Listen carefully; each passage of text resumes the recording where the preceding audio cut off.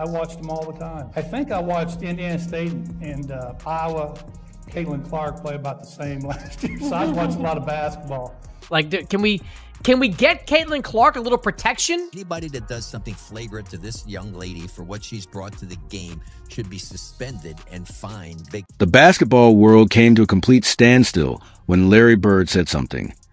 A legend who seldom speaks up made a strong statement, calling it blatantly cowardly. First of all, have you ever witnessed a celebrity being singled out like Caitlin Clark? Continues to be targeted because the fans weren't the only ones who were shocked by what transpired during the Phoenix Mercury game. It fundamentally altered Larry Bird's perception of the WNBA. Bird has first-hand experience with this emotion that I in the 1980s. On whatever court, he was the most intelligent player, and each squad attempted to physically harass him because they just was unable to match his basketball IQ.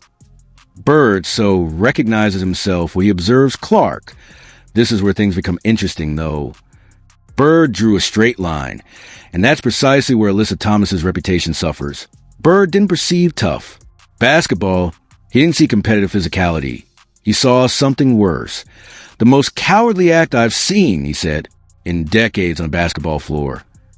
Consider that this is Larry Bird, a man who has witnessed everything this sport has to offer. What precisely did Alyssa Thomas accomplish then? And why is Bird so adamant about keeping Caitlin Clark safe? Look at that. Boom. Look at her put her knee into Caitlin Clark's groin. Right there on that play, right?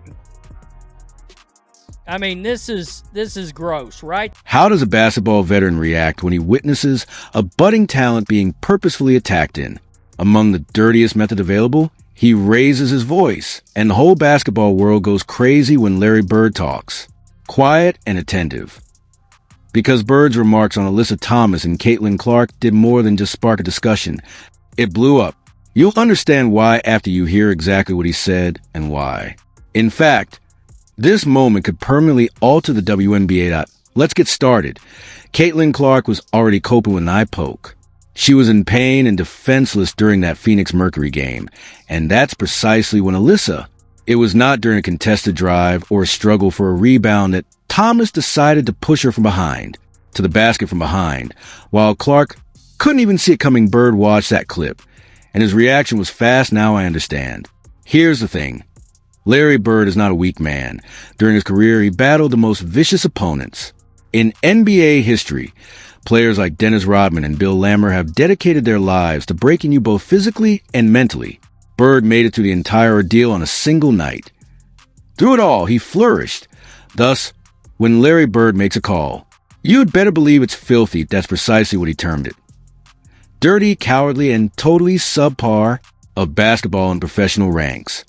This is the portion, though, that truly struck me in a different way. Bird didn't only give the shove, was incorrect. He delved farther. He discussed the timing.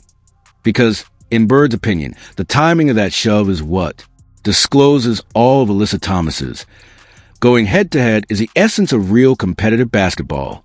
In person, you don't challenge someone when they're in agony or with their eyes closed, but rather when they're performing at their best. That is completely different from competition. The Bird made it quite evident. During his time, if you had a disagreement with someone during one of the most physically harsh periods in basketball history, you dealt with it directly. You gave them a direct glance. You gave your all and let it do the talking. You didn't wait until take a cheap shot like a coward hiding in the shadows when someone's guard was completely down. People don't appreciate how important that distinction is. After that, Bird went somewhere that genuinely ruined Alyssa Thomas's reputation. Because what followed the shove infuriated him more than the shove itself. When the backlash occurred, when the media and fans began criticizing the behavior, Alyssa Thomas refused to take responsibility for it. She didn't take the initiative to declare she went too far. Rather, she pretended to be the victim. Damned if I do, damned if I don't. That was her answer. Bird heard that, and that infuriated him even more. Because true rivals take responsibility for their actions in Bird's universe. Complete a halt. The best athletes in history, those who truly deserve to be at the top, never made excuses. When they went over a boundary, They confronted it. They admitted it. They proceeded with responsibility. However, Bird interprets blaming others and pretending that everything is against you as the actions of someone who already understands. They know deep down that skill alone is insufficient to compete at the top level. And that's a harsh evaluation. However, it's an honest wonder beneath all of this. Bird is actually stating that Alyssa Thomas turned to. She is unable to compete with Caitlin Clark on the basketball court, so she resorts to physical intimidation and deceptive techniques, acceptable methods. When you are unable to outplay, outthink, or outwork someone, some players begin searching for additional strategies for remaining current, and those methods are seldom attractive.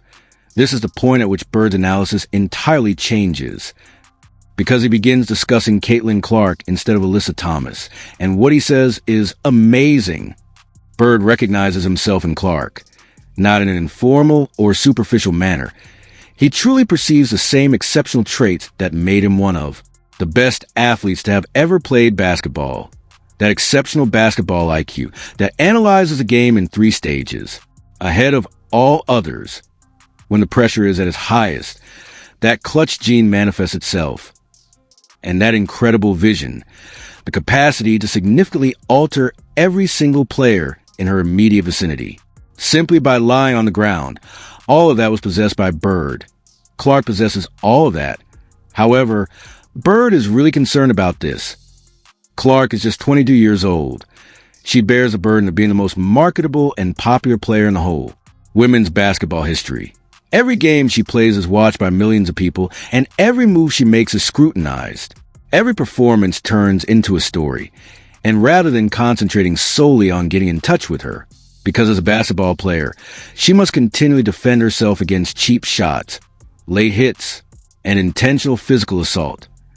During his career, Bird also experienced physical intimidation. However, he quickly identified the crucial distinction. Additionally, he wasn't bearing the burden of representing a whole sport in the midst of women's basketball's greatest media attention to date. Clark is doing both at the same time, and she is doing it at the age of 22. This context is important. A great deal Bird's criticism of the WNBA itself was scathing. He stated it clearly that if players are still permitted to physically attack the league's biggest stars without actual repercussions, it conveys a risky message to all players. IT informs them that you don't require to improve your abilities. You don't have to outdo anyone. You can just figure out how to physically interfere with the more skilled players. Then the league, and you will turn a blind eye. That precedent is detrimental to the future of the sport. Bird went one step farther. According to him, young children who watch at home pick up knowledge from what they observe. Additionally, some of what they are currently witnessing is that it is generally unpunished to target someone when they are weak. That is not the message for women. The future generation should learn from basketball. The lecture should focus on sportsmanship, skill, and work ethic. Battling with everything you have through actual basketball, not seeking for the moment someone's. It is reversed. However, Bird's prognosis concerning Caitlin was the part of his message that made everyone shudder. Clark's prospects. According to Bird, Clark is growing rather than being broken by this adversity. Every filthy foul, every cheap shot, every intentional attempt to frighten her. All of this is fueling a fire that is already raging at an exceptional degree. Bird likened it to his own rookie years, when seasoned players physically challenge him each night in an attempt to see if he would crumble under duress. He did not fold. He became very difficult. He recovered. Additionally, Bird thinks Clark gets cut from the same cloth. The distinction is that unlike Bird, Clark is undergoing public testing. Every response she has is caught on camera, including her moments of calm and rage. All of this is being watched in real time by the entire world. Nevertheless, she continues to appear. She continues to compete. She continues to demonstrate why. She should be at the heart of the greatest stage in this sport. It is truly impossible to educate that resilience. Bird's backing of Clark extends beyond simply shielding one player from a contentious foul. He is standing up for what basketball is meant to represent its fundamental values. Through skill and preparation, talent, vision, class, and competitive brilliance are attained. All of that is embodied in Clark.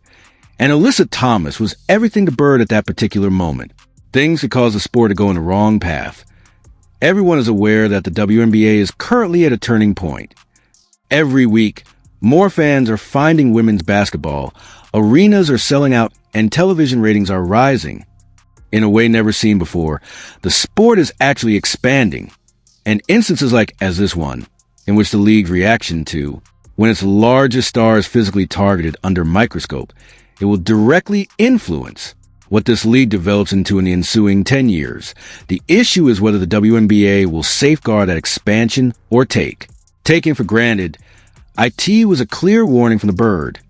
Keep your best players safe, maintain the standard, make that ability indisputable. And sportsmanship are what this league cherishes, not controversy and cheap tactics. Due to the fact that the drivers, they should be able to participate in a setting where their skill is what makes the game what it is. It is now up to you. Do you think, Lil?